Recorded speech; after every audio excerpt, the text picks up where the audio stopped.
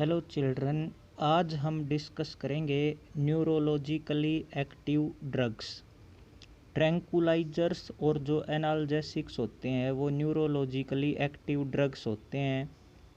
वो message transfer mechanism को nerve से लेकर रिसेप्टर तक भेजते हैं, ट्रांसफ़र करते हैं। अब सबसे पहले ट्रैंकुलाइजर्स है और ये बहुत बार एग्ज़ाम में पूछी जाती है। ट्रैंकुलाइजर्स ऐसे ड्रग होते हैं जिनका यूज किया जाता है stress, fatigue, mild and severe mental disease, मतलब दिमाग संबंधी जितनी भी परेशानियां हैं, चिंता, तनाव, इन सभी बीमारियों से छुटकारा पाने के लिए जो ड्रग्स यूज की जाती हैं वो ट्रैंकुलाइजर्स कहलाती हैं। ये एंग्जाइटी से, स्ट्रेस से, इरिटेबिलिटी या एक्साइटमेंट से छुटकारा देती हैं। हमें ऐसा महसूस करवाती हैं जैसे हम वेल बीइंग हैं, सेंस ऑफ वेल बीइंग। जो भी स्लीपिंग पिल्स, नींद की दवाइयाँ होती हैं, उनका एसेंशियल कंपोनेंट होते हैं ट्रैंकुलाइजर। आपको खाली डेफिनेशन करनी है। कई बार क्या होता है, व्यक्ति डिप्रेशन में चला जाता है तो उस केस में एंटी डिप्रेसेंट ड्रग्स यूज की जाती हैं। ये ड्रग क्या करती हैं, एंजाइम को इनिबिट कर देते हैं। उन एंजाइम को इनिबिट करती हैं जो नोर एड्रेनलिन नामक केमिकल की डिग्रेडेशन को कैटालाइज करवाता है। तो इस तरीके से ये हमें डिप्रेशन से बाहर आने में मदद करती हैं। तो ये पूछ ले चाहे ये पूछ ले, एक ही बात है।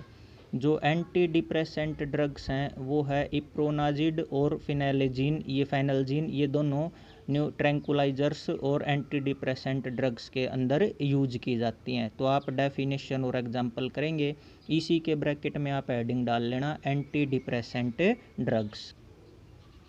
यहाँ से आप एक स्पेशल क्वेश्चन फिर से बनाएंगे। बारबिटूरिक एसिड और इसके 5,5 डाई सब्सटीट्यूटेड डेरिवेटिव। 5,5 का मतलब 2 बार 5वीं पोजीशन पे कोई सब्सटीट्यूशन हो रखा होगा, जैसे कि वर्नोल है, लुमिनल है, सेकोनल है, या अमाइटल है, या फिर नेम्ब्यूटल है। ये क्या करते हैं, ट्रैंकुलाइजर्स का एक हिस्सा है, इंपॉर्टेंट क्लास है, तो इनको बारब्यूट्रेट्स बोलते हैं। तो बारब्यूट्रेट्स के ऊपर आपने डेफिनेशन लिखनी है।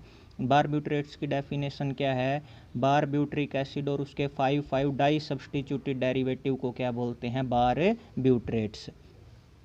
रेसरपाइन जो है वो एक एल्केलॉइड होती है जो एक इंडियन प्लांट से निकलती है जिसका नाम है राउल्फिया सरपेंटाइना। ये भी एक पावरफुल ट्रैंकुलाइजर है। कॉम्पिटिटिव का क्वेश्चन है ये, रेसरपाइन कहाँ से निकलती है, राउल्फिया सरपेंटाइना से। इसको सर्पासिल के नाम से जाना जाता है। ये पल्स रेट को स्लो डाउन कर देती है और ब्लड प्रेशर को भी कम कर देती है। अगली जो डेफिनेशन है आपकी वो है एनाल्जेसिक्स।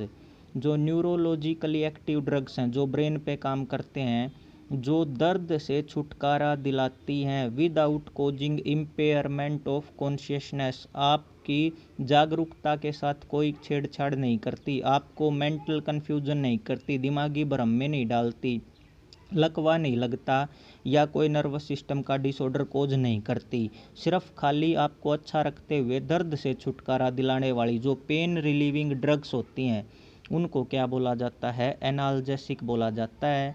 इनको 2 कैटेगरीज में स्टडी किया जाता है, नॉन नारकोटिक जिसको नॉन एडिक्टिव ड्रग्स बोलते हैं, और दूसरी होती है नारकोटिव जिसको एडिक्टिव ड्रग्स बोलते हैं। पहले हम नॉन नारकोटिक की बात करेंगे। एस्प्रिन जिसको क्या बोला जाता है, 2-एसीटोक्सी बेंजोइक एसिड, और पैरासीटामोल, ये मोस्ट इम्पोर्टेंट एग्जाम्पल हैं नॉन एडिक्टिव एनाल्जेसिक के। एस्प्रिन क्या करती है, एक कंपाउंड होता है जिसका नाम होता है प्रोस्टोग्लैंडिन्स, उनके सिंथेसिस को रोक देती है जो बॉडी के टिश्यू के अंदर जलन कोज करके दर्द पैदा करता है, तो ये उसको रोक देती है। तो ये जो ड्रग्स होती हैं ये इफ़ेक्टिव हैं, जो स्केल्टल पेन है, शारीरिक ढांचे का जो दर्द है उससे छुटकारा दिलाती हैं, आर्थराइटिस बा के कारण जो दर्द होता है उसको। इसके साथ साथ ये ड्रग्स जो हैं इनके कुछ दूसरे इफ़ेक्ट हैं, जैसे फीवर को कम करना या ब्लड प्लेटलेट को इकट्ठा होने से रोकना, कोगुलेशन रोकती हैं ब्लड प्लेटलेट की। आजकल इसके एंटी ब्लड क्लोटिंग एक्शन के कारण हार्ट अटैक के केस में भी इसका यूज किया जाता है, हार्ट अटैक को रोकने के लिए।